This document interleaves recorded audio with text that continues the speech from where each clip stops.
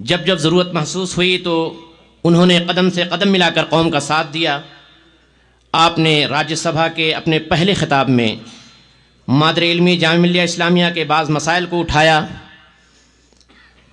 आपने मादरे इल्मी जामिया मिल्लिया इस्लामिया में तलबा यूनियन के जनरल सेक्रेटरी थे। इस वक्त आप member of the parliament Rajya Sabha हैं। मेरी मुराद मेहमान एजाज़ी जनाब जावेद अली ख़ान साहब से है। मैं उन्हें इस शेर के साथ मसहल इन्हें समझो फिरता है फलक बरसों, मसहल इन्हें समझो फिरता है फलक बरसों, तब खाक के पर्दे से इंसान निकलते हैं। आपसे गुजारिश है कि माइक पर तशरीफ़ लाएँ और सामीन से मुखातिब हों। Jamia alumni association Riyadh chapter के प्रेसिडेंट भाई गज़ाल मेहदी साहब, आज के इस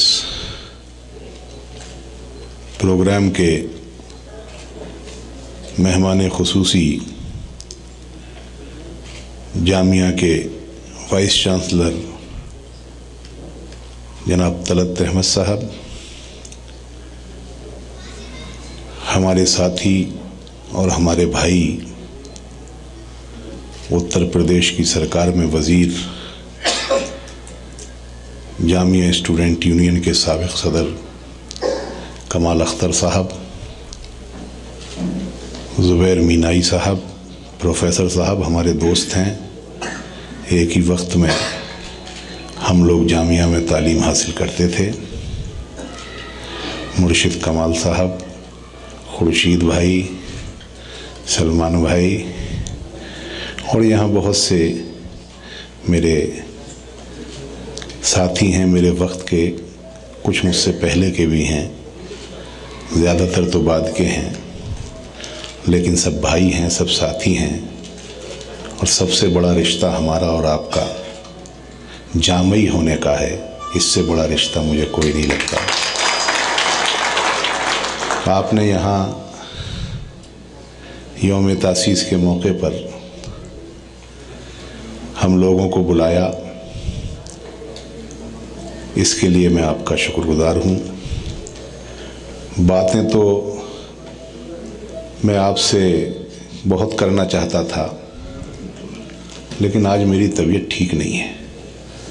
दोपहर जहाँ हम लोग लंच पर गए थे, वहाँ से भी मैं जल्दी आ गया और अब खड़े होने की और बोलने की हिम्मत मेरे अंदर नहीं है। और वैसे भी गज़ाल मेहदी साहब के खिताब के बाद और मुर्शिद कमाल ने जो बड़ा तफसीली खुतबा यहाँ पेश किया जामिया के पर्सपेक्टिव के बारे में और जामिया की हिस्ट्री के बारे में, उसके बाद कुछ कहने को रह नहीं जाता है। अब तो वाइस चांसलर साहब को ही बताना होगा और आगे क्या करना वो चाहते हैं ये करना होगा, क्योंकि हम लोग तो अपने मुतालबे रख सकते हैं, अपनी ज़रूरतों का इजहार कर सकते हैं, जामिया ऐसी नहीं ऐसी होनी चाहिए, लेकिन असल करने की ताकत या अख्तियार जो है वो हमारे वाइस चांसलर साहब को, शेखुल जामिया साहब को है। तो ये करेंगे। आप सब की तरफ से मैं एक बात शेखुल जामिया साहब से कहना चाहूँगा। जैसा हमारे साथियों ने कहा भी कि जामिया मिल्लिया इस्लामिया आम तौर पर तालीम देने के मकसद से बनने वाला इदारा नहीं है। इसका एक हिस्टोरिकल महत्व है, ऐतिहासिक महत्व है और ये ख़ास मकसद के साथ बना था। जामिया के मेमोरेंडम ऑफ एसोसिएशन में जो अगराज़ व मक़ासिद बयान किए गए थे वो जामिया के एक्ट में उनके साथ खासी छेड़छाड़ हुई है। वाइस चांसलर साहब ने ज़रूर वो मेमोरेंडम ऑफ एसोसिएशन भी देखा होगा जो जामिया को एक रजिस्टर्ड संस्था बनाते वक्त बनाया गया था, और एक्ट भी देखा होगा, उसके अंदर एम्स एंड ऑब्जेक्टिव भी देखे होंगे। सरकारें अपनी ज़रूरतों के हिसाब से, अपनी कंपल्शंस के हिसाब से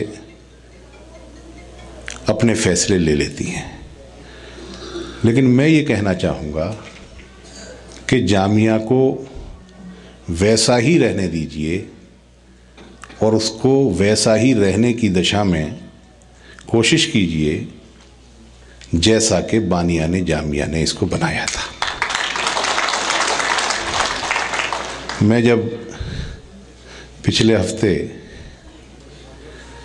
सेंट्रल यूनिवर्सिटीज़ बिल पर पार्लियामेंट में बोलने के लिए खड़ा हुआ तो मैंने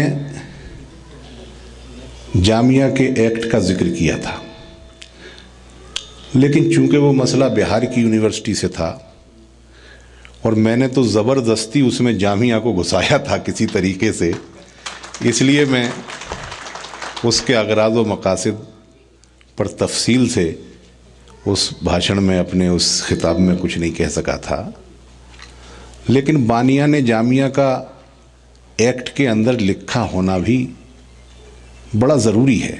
चलिए 100 साल तक तो हमें याद है कि मौलाना महमूदुल हसन साहब, हकीम अजमल ख़ान साहब, ख्वाजा साहब, ये लोग जामिया के बानी थे। लेकिन ऐसा भी हो सकता है, जिस तरीके का माहौल है, इतिहास की तरफ ज़्यादा लोग गौर नहीं करते, याद नहीं रखते। 200 साल के बाद जब जामिया हो तो पता ना इसके फाउंडर्स के नाम के बारे में कोई जिक्र लिखत पढ़त में अगर नहीं होगा तो कैसे पता चलेगा। तो मैं चाहूँगा कि हमारे शेखुल जामिया साहब अपनी तरफ से कोशिश करें और जिस लायक हम हैं हम अपने स्तर पर कोशिश करेंगे।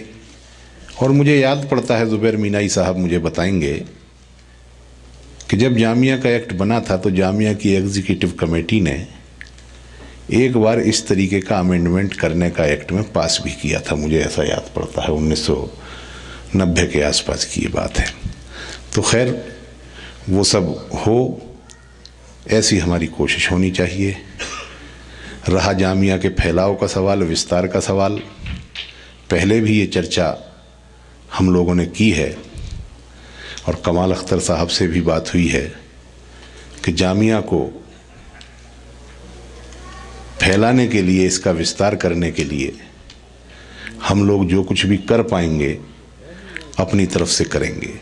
मैं आप सब हजरात को बधाई देना चाहता हूँ कि आप वतन से इतनी दूर आकर के भी और अपनी मादरे इल्मी से इतनी दूर आकर के भी जामिया को याद किए हुए हैं। जामिया का यौम तासीस भी मनाते हैं और यहाँ जामिया के नाम पर आपने एलुमनाई एसोसिएशन भी बना रखी है। मैं तो ये चाहता हूँ कि जामिया के लोग अब दुनिया के हर खित्ते में हैं, हर जगह जामिया की एलुमनाई एसोसिएशन बने और जामिया का झंडा हर जगह बुलंद हो। इन्हीं अल्फाज के साथ मैं अपनी बात ख़त्म करता हूँ। बहुत बहुत शुक्रिया।